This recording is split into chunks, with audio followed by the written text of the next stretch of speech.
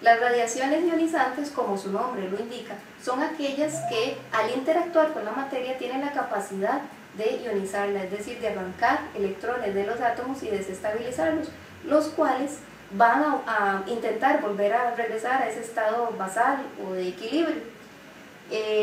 Sin embargo, no todas las radiaciones del espectro electromagnético tienen esa capacidad de desequilibrar los átomos, solamente aquellas de muy alta energía, como por ejemplo los rayos X y los rayos gamma, que además tienen las longitudes de onda más bajas, del orden de 10 a la menos 10 a 10 a la menos 12 metros, son las que pueden hacerlo. Hay dos formas de radiación ionizante, una es en forma de ondas electromagnéticas y la otra es en forma corpuscular, de la desintegración de núcleos de átomos radiactivos que pueden generar partículas alfa, partículas beta o radiaciones de neutrones.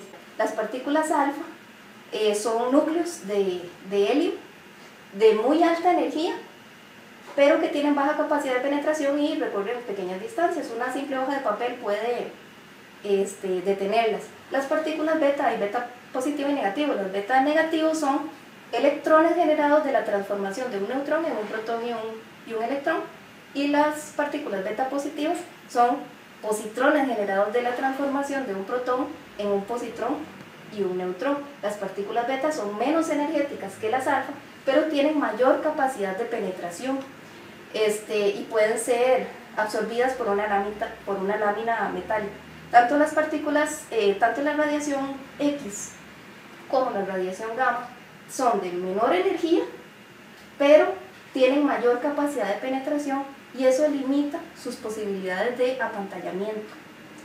Con respecto a la fuente o el origen de las radiaciones ionizantes, esta puede ser de tipo natural, como los rayos cósmicos, o de materiales radiactivos naturales, como por ejemplo las emanaciones de radón, de rocas y de la Tierra. Y también pueden ser de origen artificial, es decir, creadas por el hombre, con diferentes usos y uno de ellos con usos médicos, tanto para fines terapéuticos como de diagnóstico. La diferencia entre las fuentes radioactivas y las que no son radioactivas, la radioactiva es producida por un núcleo, o por un átomo, perdón. Las otras no son producidas a nivel atómico, sino a nivel artificial, como un tubo rayos X o un acelerador de partículas. Yo un acelerador produzco un electrón, lo acelero con una guía de onda y obtengo un electrón. Como el electrón sí tiene carga, lo puedo acelerar en guías de onda y obtengo una partícula, un electrón mucho más energético.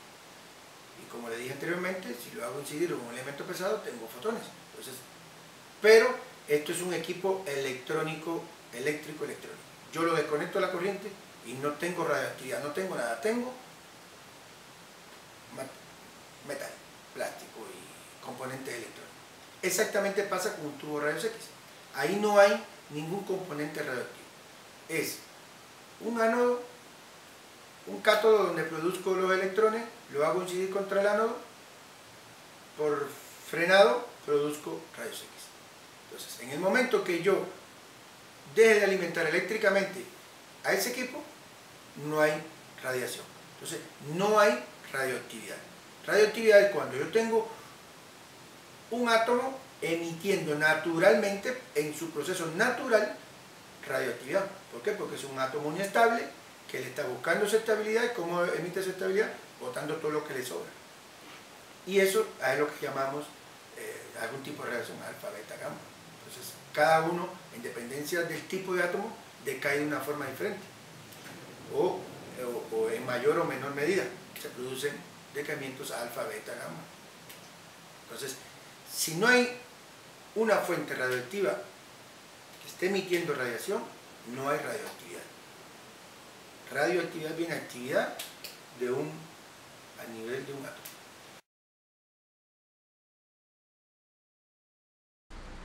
Uso de las radiaciones ionizantes. El ser humano ha tratado de darle uso a las radiaciones en diversas áreas, por ejemplo el campo industrial, la medicina y la investigación y la generación de energía. En el campo de la medicina el uso de radiaciones es muy diverso y muy beneficioso. Sus aplicaciones van desde la esterilización de material quirúrgico hasta el diagnóstico y el tratamiento de enfermedades. Las técnicas más utilizadas para el diagnóstico se encuentran en la radiografía convencional o lo más conocido como rayos X, la mamografía, la fluoroscopía, la cual utiliza un medio de contraste, la tomografía axial computarizada, conocida como TAC, el centelograma, la cual utiliza una radiación gamma, y la tomografía por emisión de positrones, la que se utiliza para la detección del cáncer. Para el tratamiento de cáncer, las técnicas más utilizadas son la radioterapia, la cual utiliza radiaciones gamma. Por ejemplo, la máquina de cobalto es una de estas, pero ya se está pasando de lado, ya que se utilizan los aceleradores lineales hoy en día. La brachioterapia y la medicina nuclear sería la otra forma de tratamiento de cáncer. Por ejemplo, esta utiliza emisores de alfa o beta más un emisor gamma. Otro uso es para el análisis clínico. Por ejemplo, determinar el contenido de hormonas, vitaminas, drogas, enzimas y antígenos de cáncer en la sangre. En la industria, por ejemplo, en la industria metalúrgica, la radiación gamma se utiliza para detectar fisuras, densidad y daños en estructuras metálicas. En mediciones de nivel, por ejemplo, se utiliza la radiación gamma para controlar el nivel de líquido contenido en un tanque. Y en aeropuertos, por ejemplo, en el control de equipaje, se utilizan rayos X. En la industria de resinas, por medio de radiaciones ionizantes, se genera una reacción química para endurecer las enzimas. Para medidas de humedad, por ejemplo, con fuertes emisores de neutrones, se determina la cantidad de humedad en suelos. En hidrología, para determinar el movimiento de agua subterránea, se utiliza un rastreo de un elemento radioactivo, y en la producción de materiales luminiscentes para la señalización vial. En detectores de humo se tiene un emisor alfa o beta y un detector de radiación, y con la presencia de humo se disminuye dicha emisión, por tanto el dispositivo genera una señal de alarma. En la industria textil se utiliza elementos radiactivos emisores de partícula alfa para neutralizar la electricidad estática que se adquiere por el rozamiento de las telas con las partes metálicas de las maquinarias, y así minimizar el riesgo de incendio por una chispa. En la industria de alimentos, para inhibir la formación de brotes de microorganismos o plagas en el almacenamiento y transporte de los alimentos, y así obtener un producto más duradero. En la investigación agrícola, para estudiar la forma en que se distribuyen los fertilizantes en las plantas, también para estudiar la velocidad de absorción y distribución de nutrientes en las plantas. En el medio ambiente se utiliza las radiaciones con la detección de diferentes radioisótopos que permite cuantificar la presencia de diferentes sustancias tóxicas en el aire, la atmósfera y el agua. En la institución básicamente tenemos fuentes artificiales, fuentes radioactivas, es decir, es aquella fuente, son núcleos radioactivos que están inestables, y por estar inestables, buscando su estabilidad, emiten radiaciones. Entonces, tenemos en la institución con fuentes radioactivas los servicios de medicina nuclear y los servicios de radioterapia. En medicina nuclear, básicamente lo más que se utiliza son los generadores de tecnecio 99 metastable y el yodo 131. Cada uno tiene sus características muy diferentes. Uno, por ejemplo, el yodo 131 se utilizan en actividades relativamente más altas en pacientes, porque va mucho para tratamiento de tiroides. Entonces se administran actividades, a veces sobrepasan los 30 milicurie, ya una actividad estipulada como alta, y entonces hay que darle un tratamiento especial a ese paciente. Otra característica de ese tipo de radiación es que tiene una energía relativamente alta.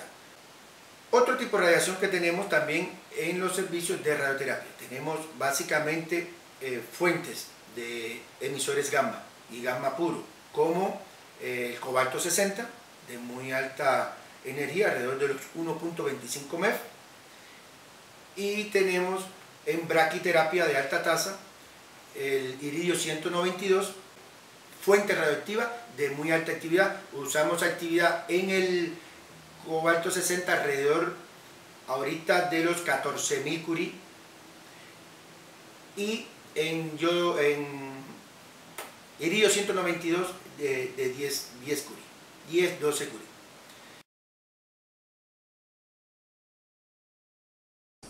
Dependiendo de muchos parámetros complejos, cuando una radiación ionizante transfiere su energía a un sistema biológico, pueden ocurrir diferentes resultados finales.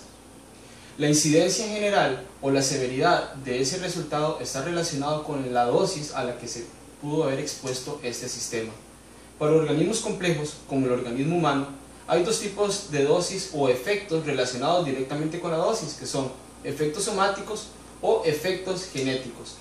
Los efectos somáticos se refiere al daño ocurrido del individuo irradiado, mientras que el daño genético es el daño que van a producirse en las futuras generaciones.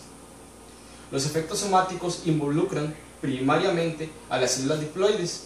Se manifiestan en el individuo que absorbe la dosis de radiación y se pueden manifestar en dos tipos, que son efectos de relativa certeza o efectos determinísticos, o efectos que ocurren al azar o estocásticos, también llamados no determinísticos. Un efecto determinístico involucra altas dosis de proporciones grandes en el cuerpo.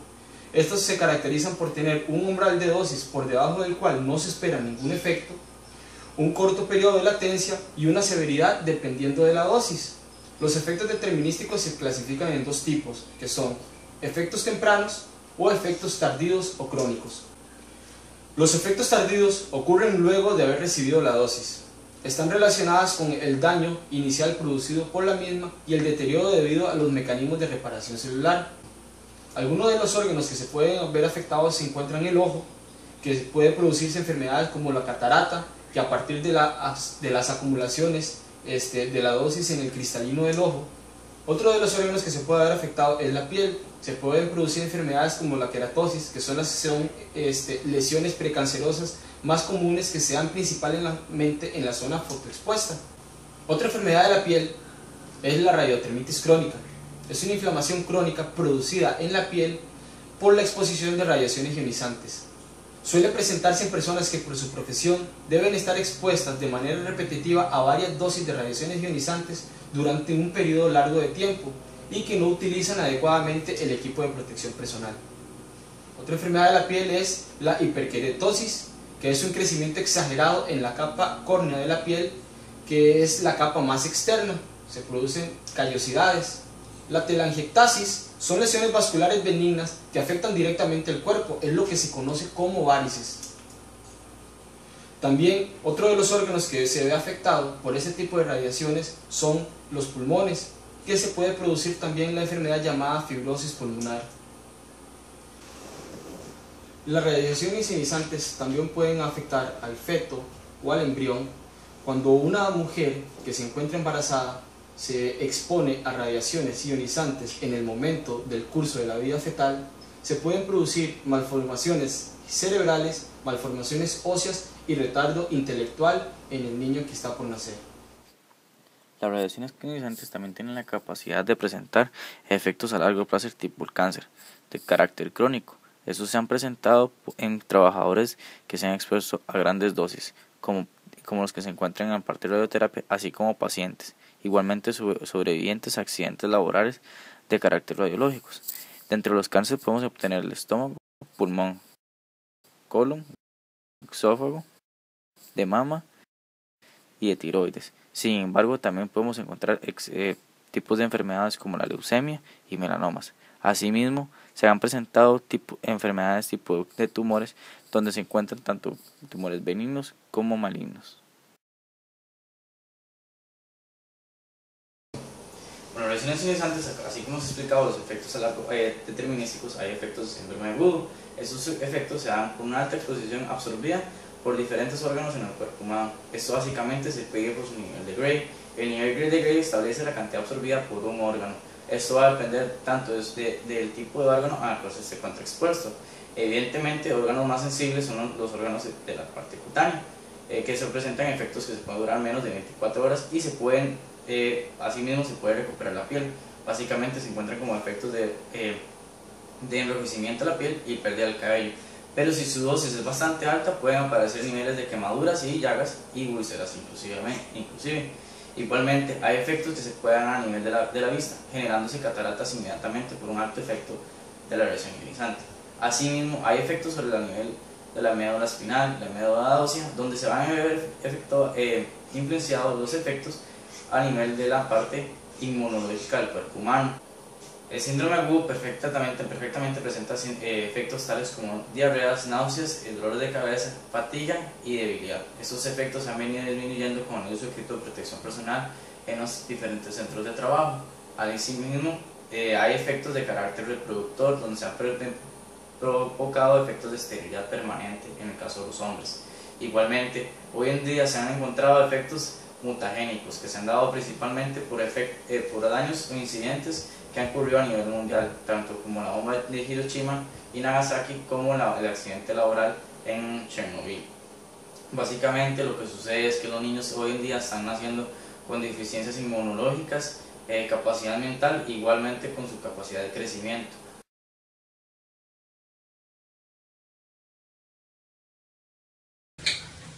Para continuar con el tema de radiaciones ionizantes, yo les voy a hablar de la protección radiológica.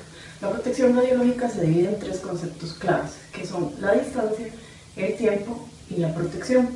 Por protección entendemos cualquier barrera que se va a interponer entre la fuente radioactiva y nosotros, o la persona expuesta. Esta barrera se debe diseñar de acuerdo al tipo de rayos que vayan a ser emitidos por la fuente radioactiva, ya sean alfa, beta, gamma o X. Es muy importante a la hora de diseñar un lugar donde va a haber una fuente radiológica, hacerlo antes de que la fuente radiológica llegue al sitio, con el fin de evitar y poder prever muchas condiciones de diseño que necesitamos para poder lograr que estas barreras funcionen adecuadamente. Generalmente se utilizan láminas de plomo y no plomo fundido para evitar la porosidad. En esos lugares, a la hora del diseño, es muy importante, si es un centro médico, evitar el cruce de pacientes, pacientes que estén irradiados y pacientes que no estén irradiados, por lo cual es de suma importancia el diseño de los lugares como les mencionaba anteriormente. Con respecto a la distancia, entre más nos alejemos nosotros de la fuente, vamos a estar en condiciones más seguras. Y el tiempo, entre menos tiempo estemos nosotros expuestos a la fuente y cercanos a la fuente, menos consecuencias vamos a tener para nuestra salud. A veces por errores de protocolo no se establecen de una manera adecuada y personas se exponen a radiaciones innecesariamente. Otro aspecto importante de la protección radiológica es lo que son los límites de dosis. Hay parámetros internacionales establecidos que se utilizan en el país, sin embargo lamentablemente actualmente no existen los determinados para la población costarricense. Sin embargo, según la entrevista realizada, tenemos que se están haciendo estudios para poder llevar esto a cabo. Dentro del equipo de protección personal, generalmente todo está plomado. Tenemos lo que son el delantal radiológico, los protectores de gónadas y tiroides, los guantes plomados, los lentes plomados y siempre los dosímetros que se utilizan. Es importante a la hora de tratar a un paciente con algún isótopo radioactivo que se utilicen isótopos que tengan un periodo de desintegración bajo. Algo muy importante que se investigó es el fenómeno de choque de núcleos pesados. ¿Esto qué quiere decir? Con radiaciones beta es completamente contraindicado utilizar lo que es el plomo, debido a que el plomo se convierte en un núcleo pesado y más bien estaríamos generando rayos X que nos van a dañar nuestro organismo. Están las campanas radioquímicas que hoy ya tiene el México y el Calderón, el México y el San Juan de Dios. Excelente. Aparte de la radiación, el yodo es muy volátil. Entonces, esos gases los inhalamos y radiación beta, es decir, de muy alto LED, de muy grande poder de ionización, si yo inhalo directo, me causa daño a nivel del sistema respiratorio, etcétera, donde se vaya depositando. Y con estas campanas radioquímicas, aparte que están blindadas, tienen sus guantes también con bastante grosor de blindaje, tienen un flujo laminar, esos vapores que se producen son extraídos de esa campana, pasan por filtro de carbón activado y se botan al ambiente, es decir, todo el yodo radioactivo va quedando en los filtros de carbón activado y no y disminuyo mucho esa probabilidad de que los técnicos puedan inhalar, o el que está en radiofarmacia produciendo o dosificando, inhale material radioactivo, que es igual, es inevitable que el yodo, la volatilidad del yodo. Hoy en la institución estamos comprando cápsulas de yodo. La cápsula es un gel, pues ves, una pastilla, así un gel, que es yodo radioactivo. Y esa forma, digamos, física, esa que ya no es líquido, disminuye en un % bastante considerable la volatilidad del material, pero igual es volátil. Disminuye, pero no la elimina. Entonces siempre va a haber vapores en el caso del yodo. Entonces yo lo voy a tener el líquido o el gel y voy a tener los vapores. Entonces,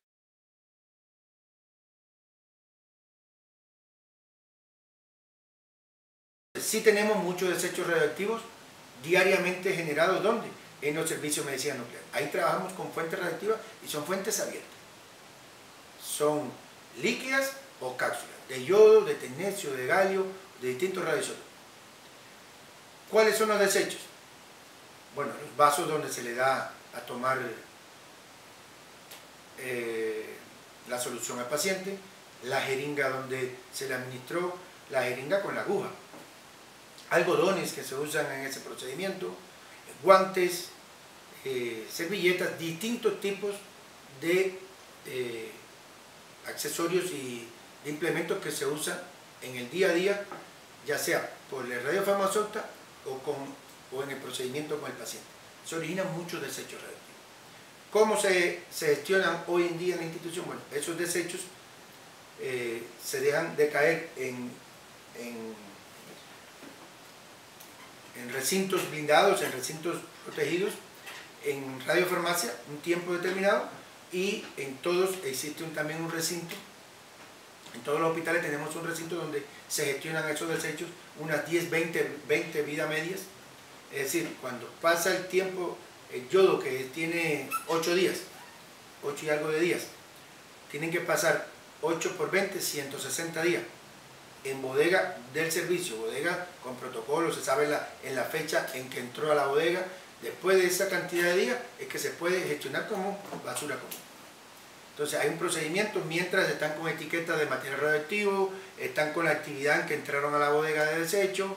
Cuando se va a gestionar, todo ese etiquetado tiene que quitarse, ser destruido por el responsable de protección radiológica de la instalación y ya pasa a basura común, bioinfecciosos del hospital. Entonces, a las otras bodegas de basura hospitalaria, que siempre igual tienen tratamientos diferentes a cualquier otro desecho, pero ya dejan después de 20 vidas medias.